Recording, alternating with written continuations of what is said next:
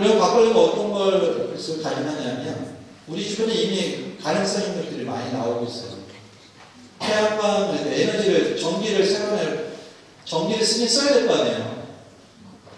그러면 어떻게 생산한 전기를 쓰냐 이게 문제인데 지금 미세먼지도 심각하잖아요. 햇발조선 방사능 문제 때문에 부담스럽고 그래서 대안을 떠오르는 게 특히나 우리나라는 풍력도 괜찮을 것 같긴 한데 풍력은 도심에 할 수 없기 때문에 쉽게 설치할 수 있는 시민들이 직접 투자하고 또 산업 구조를 바꾸고 또 경제적으로 이익을 취할 수 있는 그런 구조의 에너지 자원이 있다면 태양광을 꼽을 수가 있어요. 집집마다 지붕이나 베란다에다 설치할 수 있고 이렇기 때문에 그렇죠. 그런데 지금 우리나라 2022년쯤 되면요. 22년 6대쯤 되면 석탄 발전소보다 더 단가가 떨어질 거다라고 교차될 거라고 그렇게 얘기를 하고 있습니다. 지금 이렇게 요게 양문형 냉장고 하나에 전기를 쓸 수 있는 전기를 생산합니다. 근데 경기도는 보급되는 그 지원하는 그 예산 자금이 적어서 1년에 4,000개밖에 지원 안 해줘요. 그러니까 경기도는 1,000만 명이 넘는데 그러니까 저러면 한 개는 체감할 수 없는데 서울은 굉장히 많이 해주거든요. 서울 시민들은 주민들이 굉장히 적극적으로 많이 설치를 하는 편이에요. 우리는 누진율을 적용하고 있어가지고 저거 하나 설치하면요. 냉장고 하나가로 한 5,000원 정도만 아끼는 게 아니라 누진율 구간을 떨어뜨리면 몇만 원을 더 아끼기도 해요.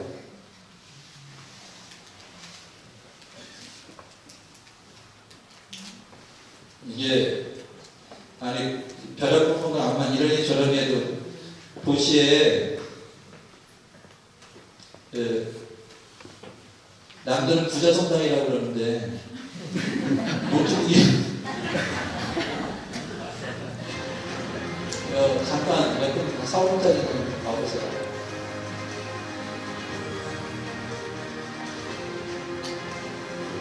학업에 추진하는 오늘 우리나라의 환경 기본이 같이 있어야 했습니다.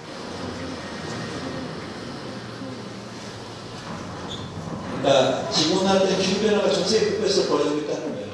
여러 생물 다양성이 위협받기도 하고 있고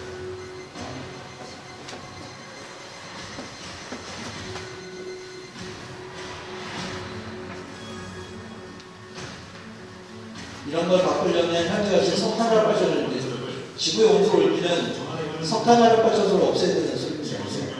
항구적이고 안전한 미래를 연구하는 유일한 해법입니다.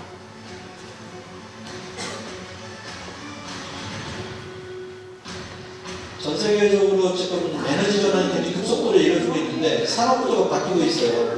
근데 우리나라는 조금 늦은 편입니다. 그러니까 국회에 나와가지고 사실 확인도 안 하고 저런 소리를 하고 그러니까 시민들이 전 진짜 저런 줄 알아요. 국회의원들 생각보다 굉장히 무식해요. 근데 태양광 패널들이 전화를 많이 설치됐거든요. 그랬더니 거기서 그 중금속이 나와가지고 이타이타이병 걸린다고 저런 사람은 다 이타이타이병으로 죽을 거라고 이런 소리 하고 있습니다. 태양광 패널은 원자력 발전소보다 독성 폐기물을 단위 에너지당 300배 이상 발생시킨다며 이런 뉴스를 내보내는 거죠. 종편에서 이런 얘기를 해요.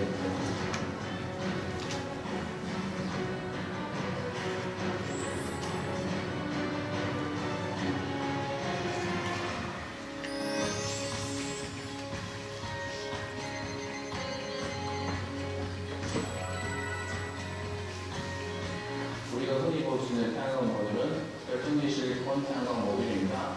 결정기 실리콘 태양광 모듈은 76% 정도가 유리로 구성되어 있고 그 외에도 폴리머, 실리콘 소재 그리고 소량의 은이 포함되어 있습니다. 그렇기 때문에 크롬이나 카드뮴과 같은 중금속은 포함되어 있지 않습니다. 태양광 모듈을 세척하는 경우에도 지하수나 빗물을 사용하고 있기 때문에 전혀 유해한 물을 사용하고 있지 않습니다.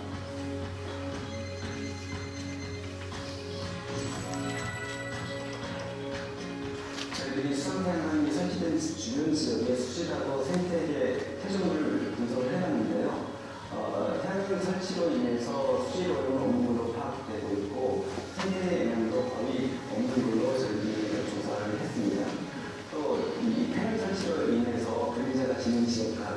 수상태양광을 하려고 자꾸 시도하는 이유가 뭐냐면요. 어떤 발전소나 다 이렇게 너무 온도가 높아지면 효율성이 떨어져요. 적정선으로 온도를 유지하려면 좀 식혀줘야 되거든요. 그래서 수상태양광을 하면 에너지율이 훨씬 더 높아요. 더 이익이 생겨날 수 있는 거예요. 우리가 가정에서 사용하는 전자레인지와 같은 전기 제품에서 나오는 전자파가 많이 나온다고 그러는데요. 휴대폰보다 적게 나와요. 그리고 태양광의 빛반사 경우에는 전류 외벽이나 그리고 반짝반짝 빛날 것처럼 보이시죠? 실제로는 여러분들이 입는 흰옷보다도 잠바보다도 눈이 덜 부신 게 태양광이에요. 빛을 다 반사해버리면 그러면 에너지가 안 생겨요.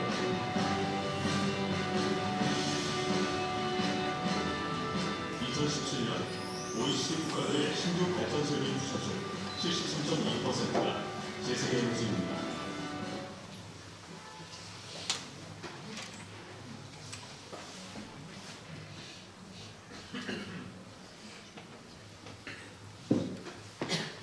이런 소리를 하고 있는 거죠, 이렇게. 태양광 같은 경우에는 나중에 쓰레기 안 하면 이게 소모품이 아무것도 없잖아요. 그런데 대부분 90% 이상 정도는 다 재활용이 가능하다고 그래요. 현재. 그리고 재활용 센터를 지금 짓고 있는 형태고요. 일반 플라스틱이나 흰색 페인트보다 훨씬 더 빛반사력이 없어요. 근데 막연하게 그냥 태양광 하나 올리면 눈부셔서 못 살겠다 그러는데 보이지도 않는데 살면서 눈부셔서 못 살겠다 이런 분들 엄청 많으세요. 헤어드라이기 엄청 많이잖아요. 그 전자파, 태양광 패널 밑에 들어가서 하루 종일 있어도요, 헤어드라이기 한 번 쓴 것보다도 전자파가 적게 있어요.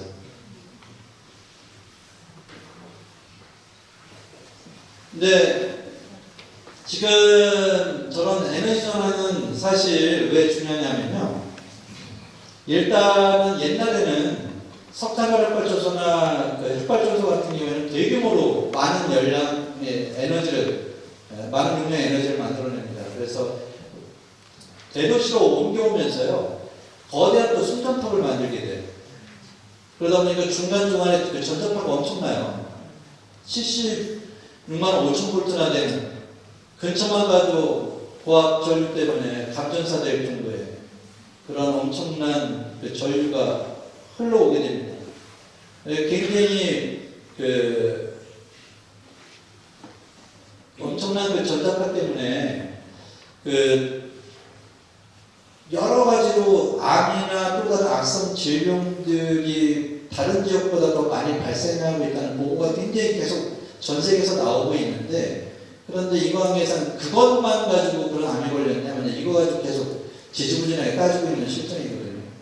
부인하고 있는 실정인데, 하여간 그게 지나가는 지역은 굉장히 난리가 아니에요. 건강상의 문제가. 그런데 태양광이나 이런 시설을 짓게 되면 지역에서 소규모로 하기 때문에 블랙아웃이라고 불리는 대정전 사태나 이런 것들이 효율적으로 좀 접근하기도 쉽고요.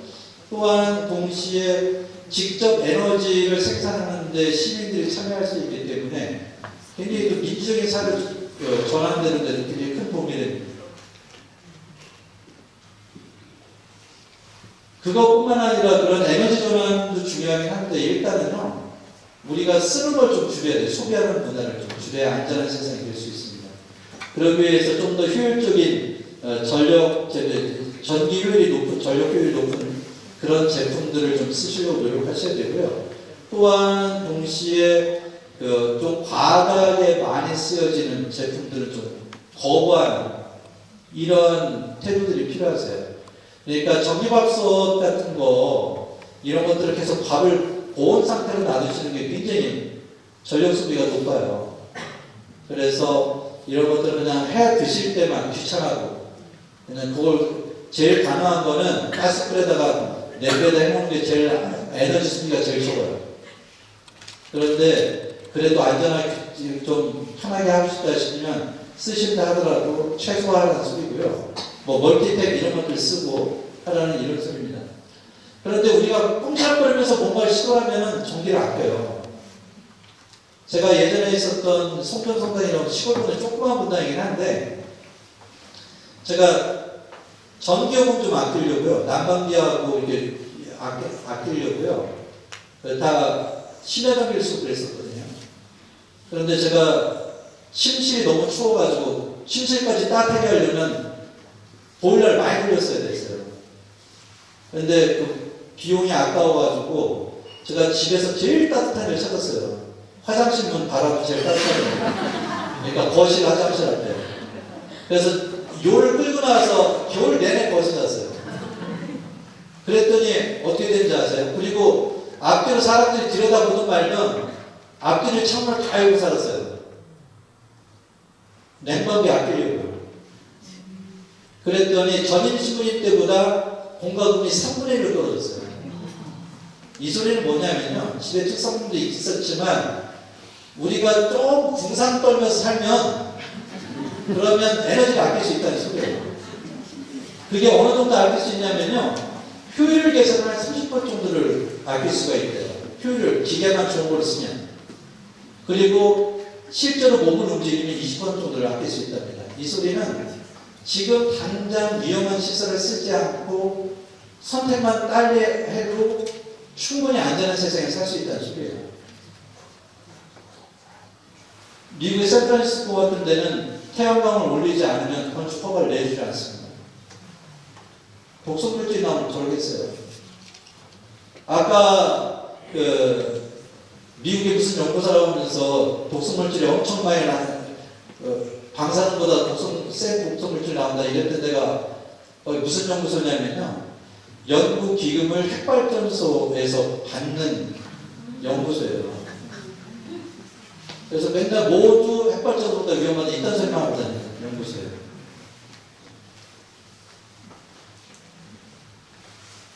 아까 우주의 모습을 보여드렸잖아요.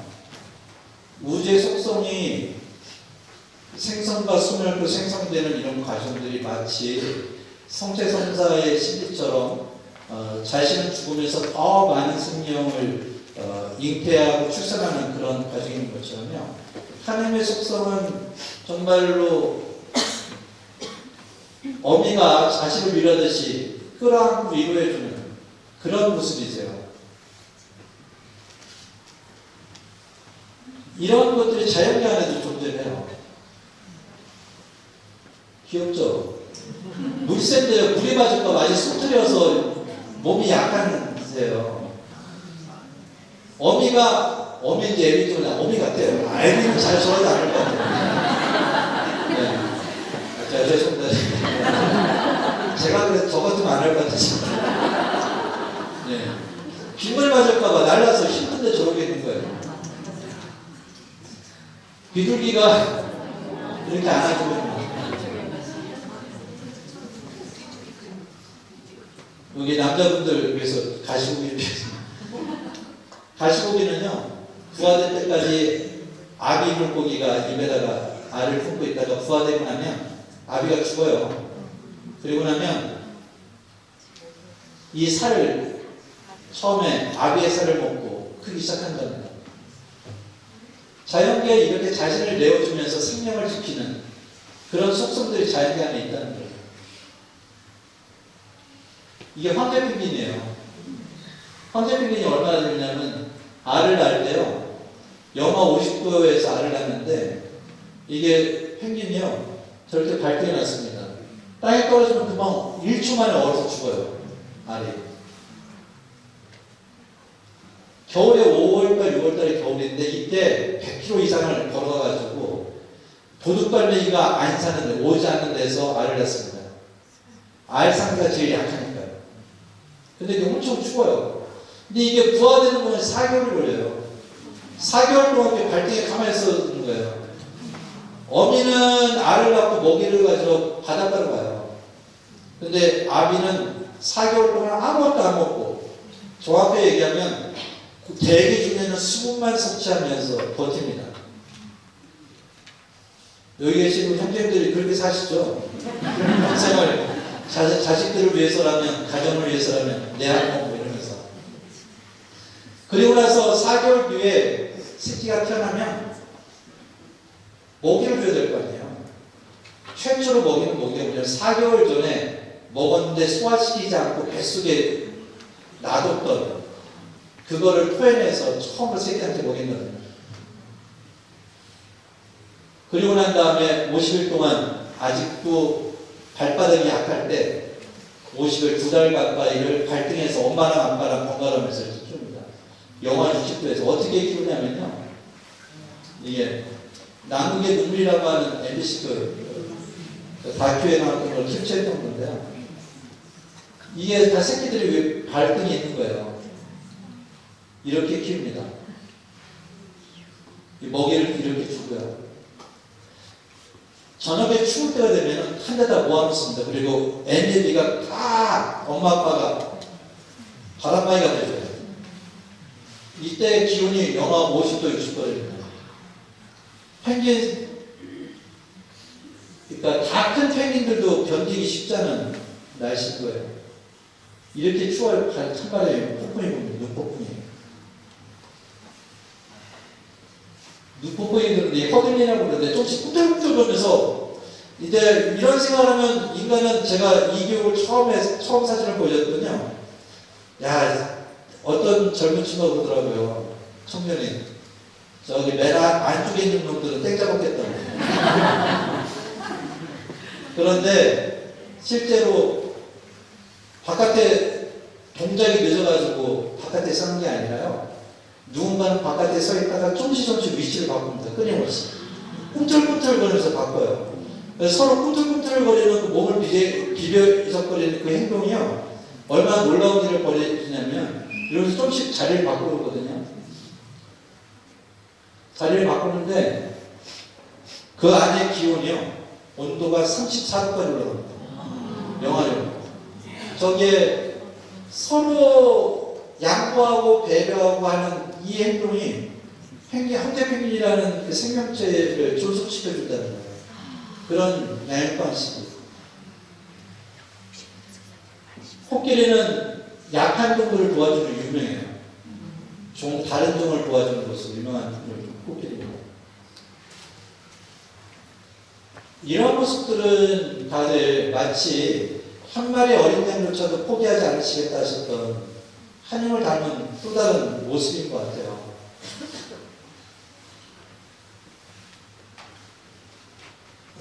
어린이들이 나한테 오는 걸 막지 말라 하셨잖아요. 어린이라는 존재는 누군가의 도움이 필요한 존재예요. 혼자서 뭔가를 해결 못하는. 이걸 다른 성경으로 다른 표현을 쓰면 가난한 이들입니다. 힘이 없어서 스스로의 권리조차도 행사할 수 없는 존재들. 그런 가난한 존재가 바로 우리가 살고 있는 이 생태계 안에, 인간 안에도 존재하지만 우리가 살 수 있는 환경을 유지해주고 있는 수많은 자연계 여러 가지 생명체들이 있다는 소리죠. 환경입니다. 그러니까 자비 얼굴이라는 해축에서 그럽니다. 우리는 특별히 주님의 자비에 주의를 기울여 우리 자신의 자비를 베푸시는 하나님의 뚜렷한 표지가대로 부름받을 때가 있습니다. 하나님을 닮은 모습을 드러냈을 때야 비로소 우리가 하나님의 표지가 된다는 거예요. 하나님이 자비하신 것처럼 너희도 자비로운 사람이 되어라. 이 얘기, 이러한 우리가 환경을 생각하고 환경에 부담을 주는 에너지원을 바꾸거나 소비의 행태를 바꾸려고 하는 이런 모든 것들이요. 바로 하나님의 자녀라는 것을 증거하는 행위이자 또한 우리가 자비로운 사람이 되려고 하는 행위라는 거예요. 그러기 위해서는 이런 태도가 필요해요. 여러분들이 다들 배구력에 어른들이시잖아요. 자녀들한테 신앙을 전해주셔야 되는데 주변 사람들한테 복음을 전해줘야 돼요. 어떻게 복음을 전하냐면 우선은 이게 진리라는 걸 얘기해야 되죠. 그리고 이것이 진리라는 것을 내가 살아내는 거예요. 먼저. 그리고 내 자녀들이나 이웃들도 이것을 할 수 있도록 권유해 주는 거죠. 그러고 난 다음에 행했을 때 잘했다고 격려해 주고 함께 해주는 이런 태도가 바로 세상을 바꾼다는 겁니다. 그러기 위해서는 바로 청빈, 정결, 순명이라고 하는 복음 상덕을 실천하는 신앙인들이 되셔야 돼요. 청빈은 가난한이라는 것은 어떤 것을 삶의 중심으로 놓는 것이 아니라 오로지 한 분이신 하나님만을 삶의 중심으로 놓는다는 거예요. 이게 질량 보존의 법칙 이런 것들이 신앙인한테도 적용이 됩니다. 하느님이 들어올 자리를 마련하지 않으면요, 하느님이 들어오실 수가 없어요. 성공 혹은 물질 이런 것들에 대해서 관심을 갖고 살고 있잖아요. 그렇게 되면 하느님이 들어오실 수가 없다는 소리예요. 신앙인으로 살면서도 물질을 더 많이 가지려고 신경을 쓰는 순간 하느님이 자리할 공간이 없다는 거고요. 정결은 한눈 팔지 않는 거예요. 그래서 그냥 공적을 잘 지키고 사는 이런 게 아니라 충실함을 의미하죠. 순명은요, 귀를 기울이는 거예요. 교황님께서는 복음의 기쁨이라는 곳에서 신부들한테 강론 준비를 이렇게 하라고 하셨어요. 자기 목소리조차도 내지 못하는 가난한 사람들 속으로 들어가서 그들의 목소리에 귀를 기울이고 그 안에서 하나님의 음성을 들으라고 하세요. 그래서 그 가난한 사람들, 자기 목소리를 못 내는 그 가난한 사람들을 대신해서 세상을 향해서 외치는 것이, 여기 아픈 사람이 있다, 여기 고통받는 사람이 있다고 외치는 것이 바로 강론이라는 거예요. 그래서 사제들이 강론 때 사회 문제에 대해서 언급하는 이유가 바로 그런 겁니다. 생태계 문제를 바꾸고 안전한 세상을 만들고 우리도 구원을 받으려면 말 그대로 우리가 애시당초 하나님을 닮은 존재로 세상에 태어났다는 것을 자각하고 하나님처럼 세상을 바라보고 하나님처럼 세상을 대할 수 있어야 돼요. 그저 쓰고 버리는 자원 정도로, 재화 정도로 생각해서는 안 되고요. 바로 이러한 환경이 있기 때문에 나의 삶이 가능하다고 생각할 때, 그렇기 때문에 불필요한 소비를 줄이고 최소화하면서 주어진 것에 감사할 줄 알고 기꺼이 나누는 이런 삶을 사셔야 세상이 안전해질 뿐더러 구원을 받을 수 있다는 겁니다. 잘 들으셨는지 모르겠는데 목이 아파서 더 이상 말을 못하겠습니다. 너무 여유 없이 급하게 쉬지않고 얘기를 해가지고 죄송한데요. 한번 주변에 한번 찬찬히 좀 불러보는 그런 습관을 한번 가져보세요. 우리가 일부러 돈 들여가서 어디 경치 좋은 데 가서 살고 저기 구경 다니고 뭐 이러잖아요. 쉬러 가기도 하고. 인간한테 그런 게 필요한 거예요. 근데 지금 살고 있는 그런 환경 속에서 좀 불필요한 것들을 자꾸 제거하는 그런 습관들. 어제 저희 지역 방문을 한 지역을 끝내고 났는데 상호변들하고 몇몇 사람들이 저를 찾아왔어요. 저희 분당은 이번 달에 일회용품 안 쓰기 운동을 하고 있거든요. 그런데 부활달걀을 만들 때 비닐을 어떻게 하냐고. 그래서 비닐을 안 쓰기로 했습니다.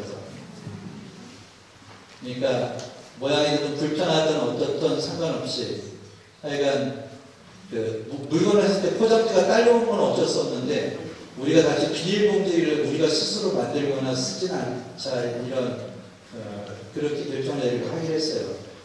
근데 우리 본당만 바뀌면 지동성당만 바뀐다고 해서 뭐가 바뀌고 세상이 어떻게 싶을지 모르겠는데 적어도 몇몇 신자들이 그런 걸 그냥 무의식적으로 했던 때하고 의식하고 안 했던 때하고는 세상이 틀린 세상일 거예요.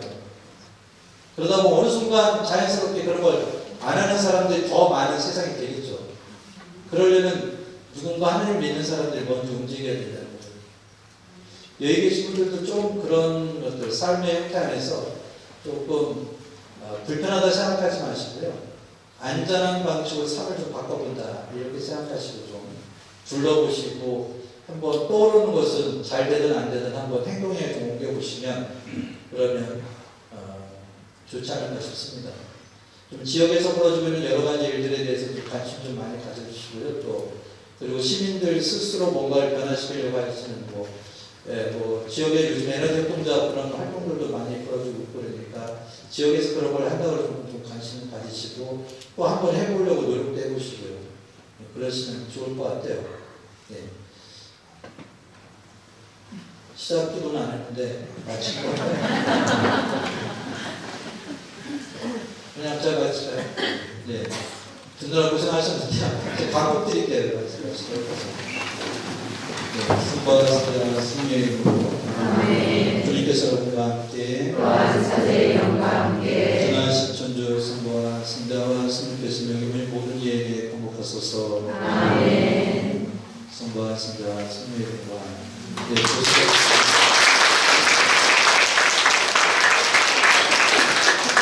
신부님 감사드립니다. 저희에게 또 강의 오신 신부님과 또 오늘 늦게까지 함께 해주신 여러분에게 하나님의 축복이 가득하게 기도드리겠습니다. 네, 간식 드시고요. 네, 만약에 돌아가시기 바랍니다.